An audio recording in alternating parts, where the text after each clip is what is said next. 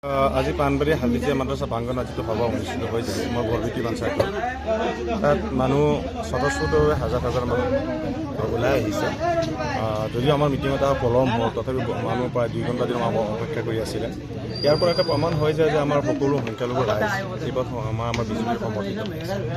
মানে যিটো বিগত আমাৰ 50 বছৰ যি সমস্যাত জৰ্জৰিত হৈ আছে সংখ্যালঘু ৰাইজসকল, আমাৰ মাটি পট্টাৰ পৰা আদি কৰি বিভিন্ন দুৰ্যোগত ভুগি আছে, কোনো ধৰণৰ স্থায়ী সমাধান পোৱা নাছিলে।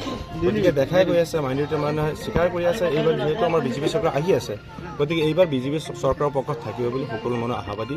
সকলো সমষ্টি দেখালে আমাৰ বৰবিটিয়া পঞ্চায়ত বুলি নহয়, এই হাফিজিয়া মাদ্ৰাছা প্ৰাংগণত এনেকুৱা সভা নহওক, এনেকুৱা বহুত সভা আমি কৰিছোঁ, দেখা গৈ আছে মানুহৰ মাজত সোমাইছোঁ, ৰাইজৰ মাজত সোমাই কৰি দেখা গৈছে যে সকলো মানুহ মানে কংগ্ৰেছক এইবাৰ হুমৰীয়া নস্বাত কৰি দিব, ইউডিএফৰ কোনো কথাই নাই। আৰু সেইকাৰণে মানে দেখা গৈ আছে যিটো সঁহাৰি আমি পাইছোঁ, যথেষ্ট ভাল সঁহাৰি পাইছোঁ, যথেষ্ট আমাৰ ৰাইজ উৎসাহিত হৈ আছে। এবাৰ বিজেপি চৰকাৰক সমৰ্থন কৰিব আৰু আশা ৰাখিব পাৰি এইবাৰ আমাৰ দিন সমষ্টিৰ পৰা চৰকাৰে যাকে প্ৰাৰ্থিত্ব প্ৰদান কৰে নিশ্চয়ভাৱে ক'ব পাৰি যে এইবাৰ আমাৰ দিন সমষ্টিৰ পৰা এজন আমাৰ চৰকাৰৰ পক্ষে বিধায়ক জয়ী হ'ব বুলি আশা কৰিব পাৰি।